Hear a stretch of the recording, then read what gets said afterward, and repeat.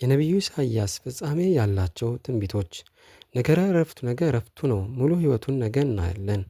ስለ ሐዲስ ኪዳን የተናገራቸው ትንቢቶች በነቢዩ ኢሳይያስ ከመድኃኔዓለም ክርስቶስ ልደት ከ700 ዓመት በፊት ስለ ሐዲስ ኪዳን፣ ስለ ምስራች ወንጌል፣ የዓለም መድኃኒት ስለሆነ ስለ ኢየሱስ ክርስቶስ፣ ስለ እናቱ ስለ ድንግል ማርያም፣ ስለ ቤተ ክርስቲያን፣ ስለ መጪው ዘመን የተናገራቸው በርካታ ትንቢቶች አሉ። ከእነዚህም ትንቢቶች ጥቂቶቹን እንመልከት። አንደኛ፣ የድንግል ማርያም ዘላለማዊ ድንግልናና የኢየሱስ ክርስቶስ የልደት ትንቢት ነው። ስለዚህም ጌታ ራሱን ምልክት ይሰጣችኋል፣ እነሆ ድንግል ትጸንሳለች፣ ወንድ ልጅንም ትወልዳለች፣ ስሙንም አማኑኤል ትለዋለች። ይህ ትንቢት የጌታችንና የመድኃኒታችን ኢየሱስ ክርስቶስ አስደናቂ ልደት አስቀድሞ የሚናገር ነው። ክርስቶስ የምትወልደው ሴት ተራ ሴት ሳትሆን ድንግል መሆኗን፣ ልደቱ ከተፈጥሯዊ ሕግ ውጪ መሆኑን ያመለክታል። አማኑኤል ማለት እግዚአብሔር ከኛ ጋር ማለት ነው። ይህ የክርስቶስ አምላክነት እና የእግዚአብሔር ሰው መሆን ከሰው ልጆች ጋር እንደሚኖር የሚገልጽ ነው። ሁለተኛ፣ ኢየሱስ ክርስቶስ አምላክነትና ዘላለማዊ ንግስና የሚናገር ትንቢት ነው።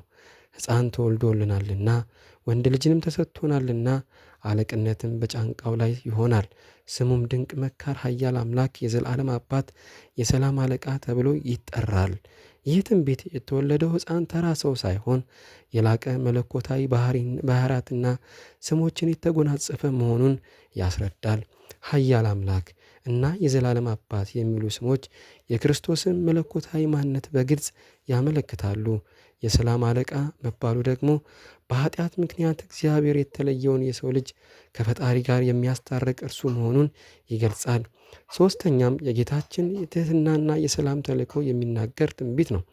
አይጮክም፣ ቃሉም አያነሳም፣ ድምፁንም በሜዳ አያሰማም፣ የተቀጠቀጠን ሸምበቆ አይሰብርም፣ የሚጤስንም ክር አያጠፋም፣ በእውነት ፍርድን ያወጣል፣ በምድር ፍርድን እስኪያደርግ ድረስ ያበራል እንጂ አይጠፋም፣ አሕዛብ በስሙ ይታመናሉ ይላል።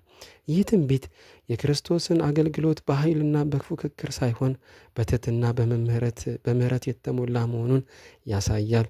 የተቆላመጠውን ሸንበቆ አይሰብርም ማለቱ በኃጢአትና በድካም የደከሙትን ሰዎች ተስፋ አይነጥቃቸውም ማለት ጭምር ነው። የሚጤስን ክር አያጠፋም ማለት ደግሞ እምነታቸው የደበዘዘና የተቅበዘበዘችውን ሰዎች በፍጹም ተስፋ አይቆርጥባቸውም ማለት ነው። ይልቁንም በእውነት በፍትህ ፍርድን ያመጣል። ደረቅ ሐዲስ ትንቢት። አራተኛ፣ ስለ ኢየሱስ ክርስቶስ መከራና ስቅለት የሚናገር ትንቢት። እርሱ ግን ስለ መተላለፋችን ቁስል፣ ስለ በደላችንም ደቀቀ፣ የደህንነታችንም ተግሣጽ በእርሱ ላይ ነበረ፣ በእርሱም ቁስል እኛ ተፈወስን። ይህ ክፍል ስለ ክርስቶስ መከራና ሞት በዝርዝር የሚናገር ነው። የተናቀ ከስሙም የተጠላ የሕመም ሰው ደዌንም የሚያውቅ ነው በማለት የክርስቶስን ስብዕና በግልጽ አስቀምጧል። በግፍ ተወሰደ ብሎ ፍርድም የፍትህ እንዳልሆነ ይናገራል። ይህም ጌታ ያለ ጥፋቱ መስቀሉን ያሳያል። ትንቢተ ክርስቶስ መከራ ለሌሎችም ሰዎች ኃጢአት እንደሆነ ይገልጻል። ይህ የደህንነት ተግባርም በብሉይ ኪዳን በግልጽ ያልተገለጸ በክርስቶስም ተፈጸመ። የሐዲስ ኪዳን ታላቅ ምስጢርም ነው። ኢየሱስ ክርስቶስ የትንሣኤና የዘላለም ድል ትንቢት ነው። የሰማነውን ነገረን፣ ማን አምኖናል? እግዚአብሔር ክንድን ለማ ተገልጧል። ከሞት በኋላ ዘሩን ያያል፣ ዕድሜውም ይረዝማል፣ የእግዚአብሔርን ፍቃድ በእጁ ይከናወናል። ነቢዩ ኢሳይያስ የክርስቶስን ሞት ብቻ ሳይሆን ከሞት በኋላ የሚመጣውን ታላቅ ድልና ትንሣኤም አስቀድሞ ተንብዮልናል። ዘሩን ያያል ማለት በትንሣኤው ምክንያት የሚያምኑበትን የደህንነት ፍሬ የሆኑትን ምዕመናን ያያል ማለት ነው። ዕድሜውም ይረዝማል ማለትም ከሞት በኋላ ሕይወት ነው፣ ሕይወትም የሚሰጥ መሆኑን የሚገልጽ ንግሥናውም ዘላለማዊ መሆኑን የሚያስረዳ ነው። የዮሐንስ መጥምቅ አገልግሎት ትንቢት። የሚያዘጋጀውም ድምፁን ስሙ፣ በምድረ በዳም የእግዚአብሔር መንገድ አዘጋጁ፣ ለአምላካችን በበረሃ ቀጥተኛ መንገድን አድርጉ። ይህ ትንቢት በቀጥታ የዮሐንስ መጥምቅን አገልግሎት የሚናገር ነው። አራቱ ወንጌላውያን ዮሐንስ መጥምቅ የጌታ መንገድን ያዘጋጅ ዘንድ የመጣ ነቢይ መሆኑን ለመግለጽ ይህንንም ጥቅስ ተጠቅመዋል። በምድረ በዳ ማለትም አንደኛ በቁሙ ቅዱስ ዮሐንስ የመጣው ካደገበት በረሃ ነው።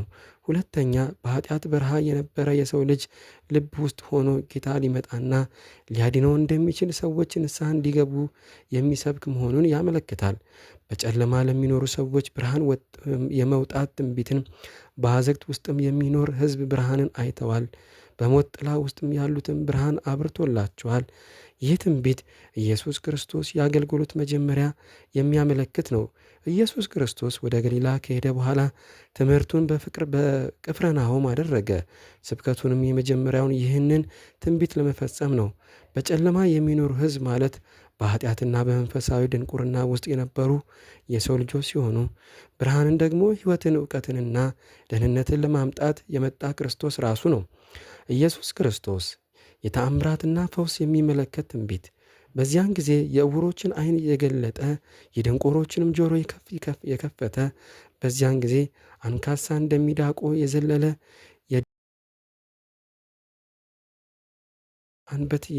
የዱዳም አንደበት ይዘምራል። ይህን ትንቢት ጌታችን ኢየሱስ ክርስቶስ በአገልግሎት ዘመኑ ያደረጋቸውን ታላላቅ ፈውሶችን፣ ተአምራትን አስቀድሞ የሚናገር ነው። በወንጌል እንደተመዘገበው ኢየሱስ ክርስቶስ ዕውሮችን አብርቷል፣ ድንቆሮችንም አሰምቷል፣ አንካሳዎችም እንዲሄዱ አድርጓል። ይህ ትንቢት ጌታችን ከኃጢአት ነፍስን መፈወስ ብቻ ሳይሆን ሥጋዊ ደዌያችንንም የመፈወስ ኃይል እንዳለው ያሳያል። ዘጠነኛም ስለ አዲስ ኪዳን የመንፈስ ቅዱስ ስጦታ። በደረቁ ለውሃ በደረቀው ላይ ፈሳሽም አፈሳለሁ፣ መንፈሴንም በዘር ላይ በረከቴንም በልጅህ ላይ አፈሳለሁ ይላል። ይህ ትንቢት በሐዋርያው ዘመን የተፈጸመና የመንፈስ ቅዱስ መውረድን የሚመለከት ነው። አዲስ ኪዳን የመንፈስ ቅዱስ ዘመን ነው። ይህ ትንቢት በሐዋርያት ሥራ ምዕራፍ 2 ላይ በተመዘገበ የመንፈስ ቅዱስ መውረድን ተፈጽሟል። ደረቅ የተባለ የሰው ልጅ ነፍስን ያለ እግዚአብሔር መንፈስ ፍሬ ማፍራት ስለማይችል ሲሆን፣ የመንፈስ ቅዱስ ስጦታ ግን ለነፍስ ሕይወትን በመስጠት እምነትን፣ መንፈሳዊ ፍሬ እንድታፈራ ያደርጋታል። አስረኛ የአዲስ ኪዳን ቤተ ክርስቲያን መስፋፋት። ብዙ አሕዛብ ሄዱ፣ ኑ ወደ እግዚአብሔር ተራራ ወደ ያዕቆብ አምላክ ቤት እንውጣ፣ መንገዱንም ያስተምረናል፣ በጎዳናውም እንሄዳለን ይላሉ። ይህ ትንቢት በአዲስ ኪዳን የቤተ ክርስቲያን መስፋፋት እና አሕዛብ ወደ እግዚአብሔር መመለስ የሚመለከት ነው። በአዲስ ኪዳን ወንጌል ለአሕዛብ ሁሉ ተሰብኳል። ቤተ ክርስቲያንም ከእስራኤል አልፋ መላው ዓለምን ማካተቷ ያሳያል። ወደ እግዚአብሔር ተራራነ እና ወደ ያዕቆብ አምላክ ቤት የሚለው መግለጫው የቤተ ክርስቲያን መንፈሳዊ ጉዞ መጠጊያ ይመለከታል። ለድሆች የምሥራች ይሰብካል። እግዚአብሔር መንፈስ በእኔ ላይ ነው፣ ለድሆች የምሥራች እንድሰብክ ቀብቶኛል፣ ለተሰበሩ ልቦችም ፈውስን፣ ለምርኮኞችም ነፃነትን፣ ለታሰሩም መፈታትን እሰብክ ዘንድ ልኮኛል። ይህ ትንቢት የክርስቶስን ተልእኮ በትክክል የሚገልጽ ነው። ጌታ ኢየሱስ ክርስቶስ በአደባባይ አገልግሎቱን መጀመሪያ ላይ ይህንን ጥቅስ በመጥቀስ ራሱን እንደፈጸመው ገልጿል። ለድሆችን የምሥራችን ይሰብካል። ይህም በዓለማዊ ኑሮ የደከሙትና መንፈሳዊ የረከሱትን ሰዎች በደስታ በተስፋ የተሞላውን የእግዚአብሔር መንግሥት ወንጌል እንዲሰሙ ያስችላቸዋል። ለምርኮኞች ነፃነት። በኃጢአትም ምርኮ ውስጥ ያሉ ሰዎች የዲያብሎስን ባርነት አስወግደው ነፃነትን በመስጠት የድል የሐሴት ደውል እንደሚያስደምጠኝ ይናገራል። ለታሰሩ መፈታትን። በኃጢአት ሰንሰለት የታሰሩ ሰዎች የእግዚአብሔር ቸርነት በመስበክ ወደ እግዚአብሔር ቤት እንደሚመልስ ይገልጻል። 12ኛ የተመረጠችውን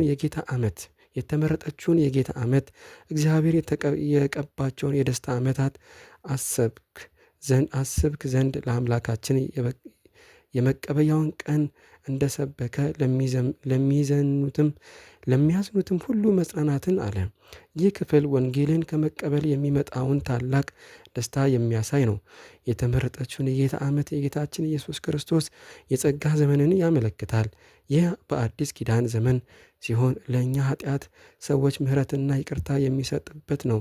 ነቢዩን የመቀበያውን ቀን የሚለው ደግሞ ጌታ በኃጢአትና በዲያብሎስ ላይ የመጣውን ፍርድና በቀል ነው። በአጭሩ ጌታ የኃጢአት ዋጋ ይበቀላልና ምሕረትም ይሰጠን ዘንድ ወደዚህ ዓለም መጥቷል። 13ኛ የመሲሁ መንፈሳዊ ልብ። እግዚአብሔር እጅግ እደሰታለሁ፣ ነፍሴም በአምላኬ ሐሴት ታደርጋለች። የደህንነቴ ልብስ ለብሶኛልና የጽድቅንም መጎናጸፊያ አልብሷልና። ሙሽራ እንደሚያጌጥም ሙሽራም በጌጣጌጥ እንደምትመስል ይህ ትንቢት የደህንነት ምንጭ የሆነ ክርስቶስ የእግዚአብሔር ልጅ እንደሚያሳምር ይገልጻል። በብሉይ ኪዳን እስራኤል ሕዝቡ የኃጢአታቸውን ቆሻሻ በግልጽ እንዲታይ ያደረገ የነበሩ ሲሆን በአዲስ ኪዳን ግን ክርስቶስ የደህንነት ልብሱን እና የጽድቁን መጎናጸፊያ አልብሶ የሰው ልጅን ኃጢአት ደብቆ በክብር ሊያስጌጥን ነው። ይህ የኃጢአትን ጨለማ አስወግዶ ወደ እግዚአብሔር መንግሥት ሊወስደን ያለውን የክርስቶስን ሥራ ያመለክታል። እነዚህ ትንቢቶች በብሉይ ኪዳን ውስጥ የአዲስ ኪዳን ብርሃን ለመግለጽ የነቢያትን ኢሳይያስ ወሳኝ ሚና ምን እንደነበረ ያሳያሉ።